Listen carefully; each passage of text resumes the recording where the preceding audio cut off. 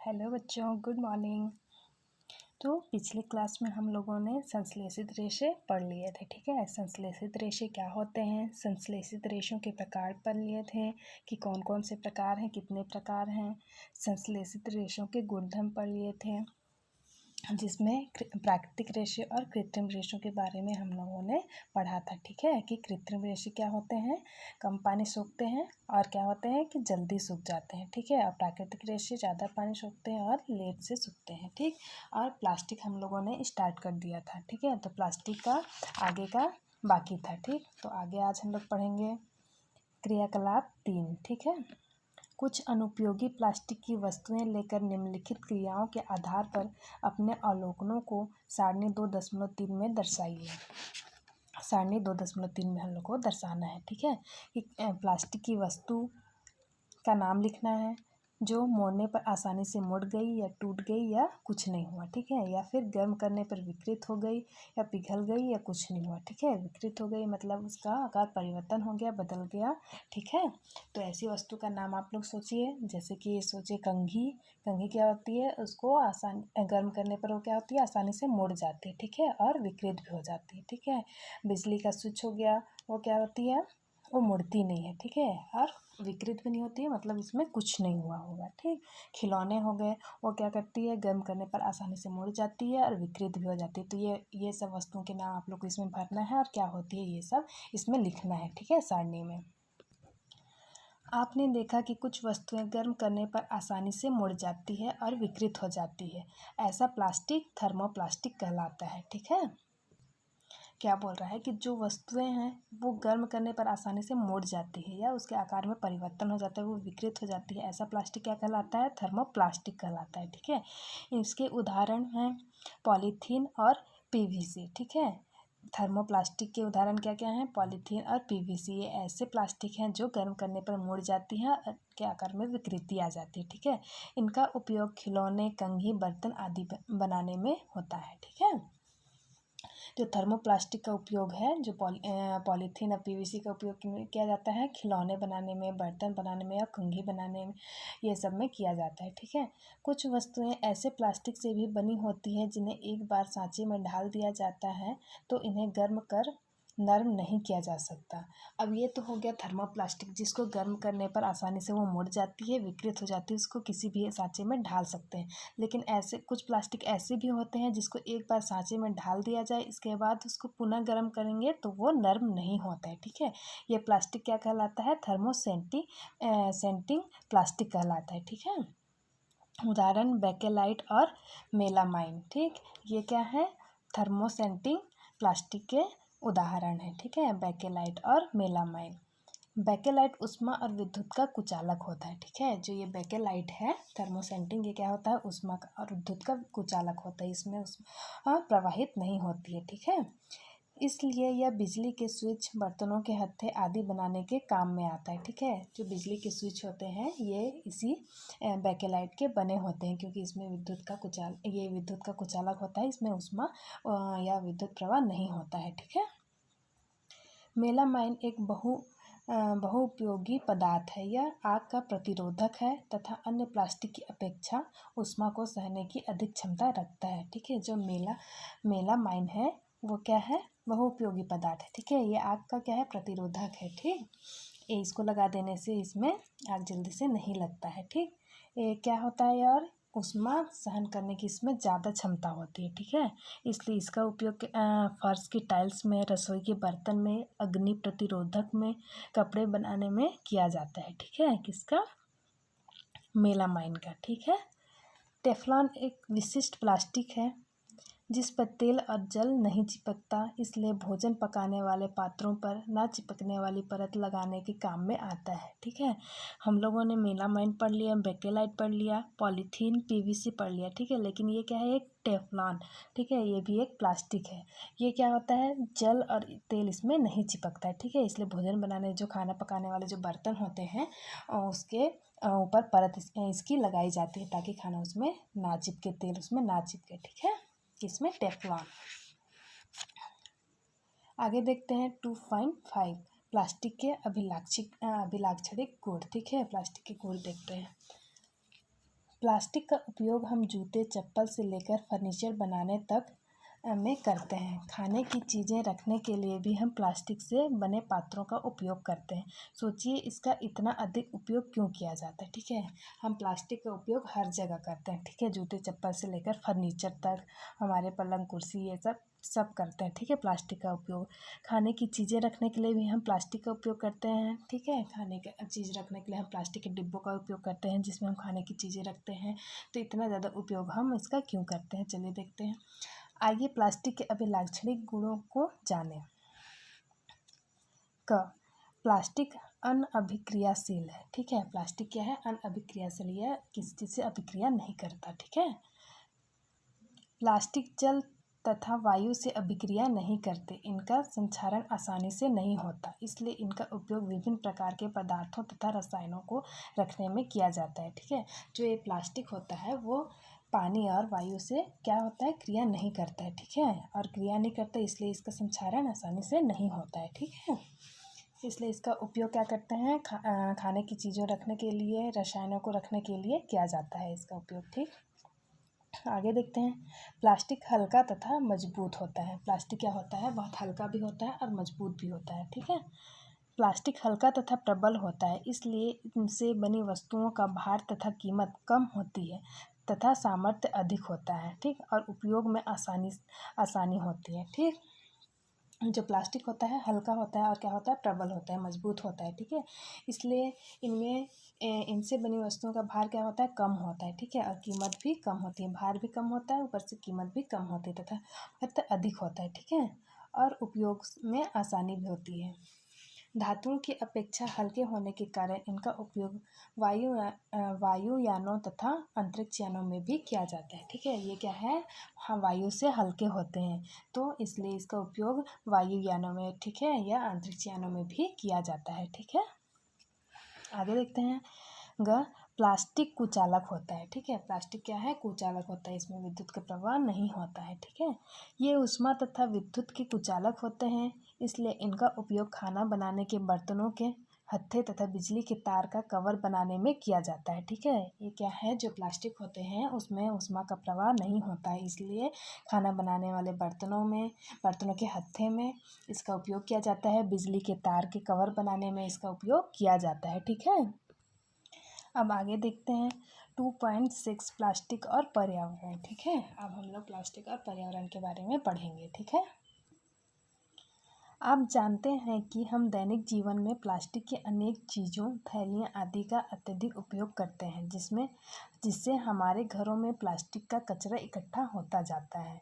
ठीक है, हम लोग क्या है, अपने दैनिक जीवन में बहुत सारी ऐसी प्लास्टिक की चीज़ों का उपयोग करते हैं। ठीक है, थैलियों का उपयोग करते हैं, बहुत ज़्यादा उपयोग करते हैं। ठीक है, जिससे हमारे घरों में प्लास्टिक का कचरा बहुत ज़्यादा बढ़ जाता है, इकट्ठा हो जाता है। ठीक है, जो घरों से निकलकर सार्वजनिक कूड़ेदानों में या नलियों, सड़कों के किनारे, मैदानों में इकट्ठा हो जाता है। ठीक है, जो क्या होता है, घर में इकट्ठा होता है प्लास्टिक के कचरे, इसके बाद घर से निकलकर कूड़ादान में या फिर नालियों में, सड़कों के किनारे या मैदानों में क्या होता है, इकट्ठा हो जाता है। ठीक है, अतः प्लास्टिक का निस्तारण एक प्रमुख समस्या बन गई है। ठीक है, तो प्लास्टिक को हम लोग को ऐसे जगह जगह नहीं फेंकना चाहिए। ठीक है, इसका निस्तारण क्या है, एक बहुत बड़ी समस्या बन गई है। ठीक है, ठीक है, बहुत बड़ी समस्या बन गई है जिसका निस्तारण हमें करना चाहिए। ठीक है, आगे देखते हैं।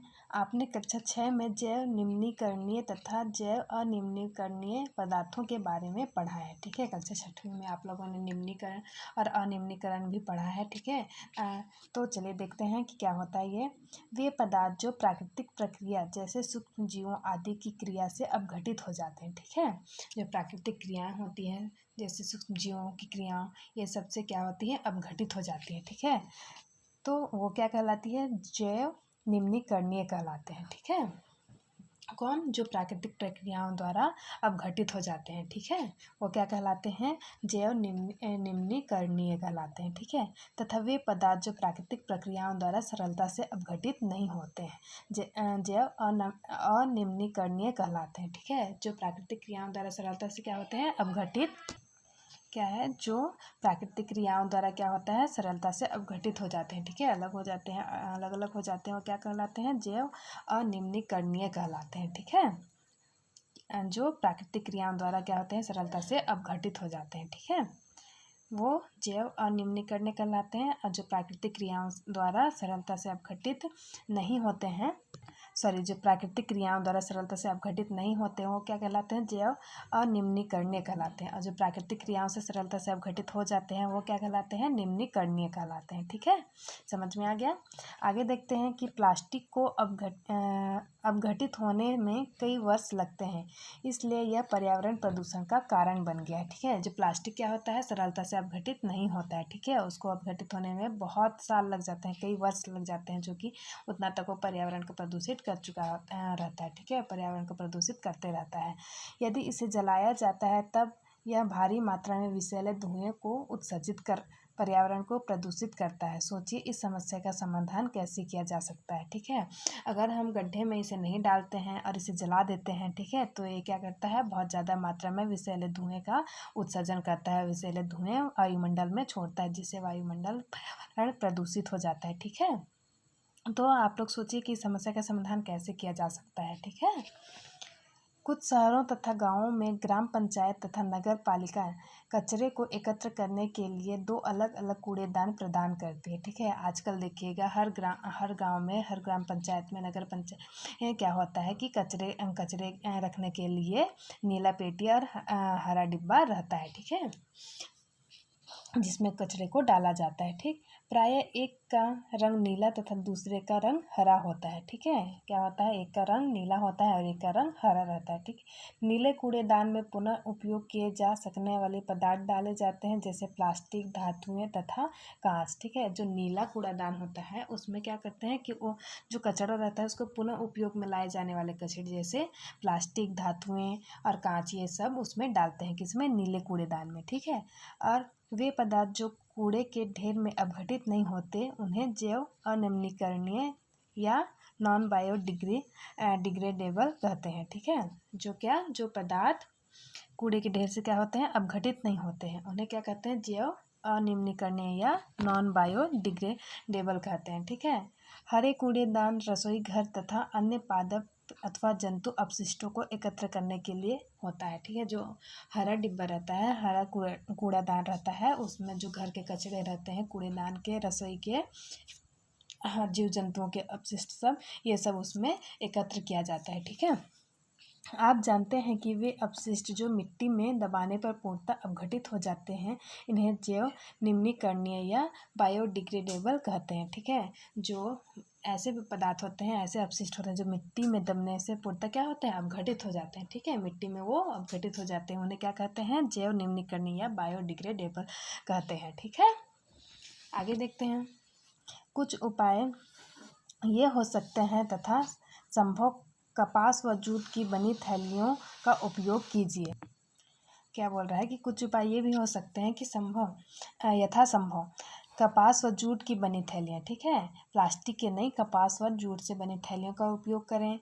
प्लास्टिक के उपयोग से बचिए। ठीक है, प्लास्टिक का उपयोग कम से कम करें। ठीक है, अपशिष्ट को जैव निम्नीकरणीय तथा जैव अनिम्नीकरणीय में अलग कर निस्तारण करें। ठीक है, अपशिष्ट जो होता है, जो वेस्ट मटेरियल होता है, उसको क्या कहते हैं, जैव निम्नीकरणीय तथा जैव अनिम्नीकरणीय में अलग अलग करके निस्तारण करें को बोल रहा है। ठीक है, प्लास्टिक अपशिष्ट को पुनः चक्रित किया जा सकता है। ठीक है, जो प्लास्टिक के अपशिष्ट हैं उन्हें पुनः से फिर से बनाया जा सकता है। ठीक है, पुनः से चक्रित किया जा सकता है बोल रहा है, फिर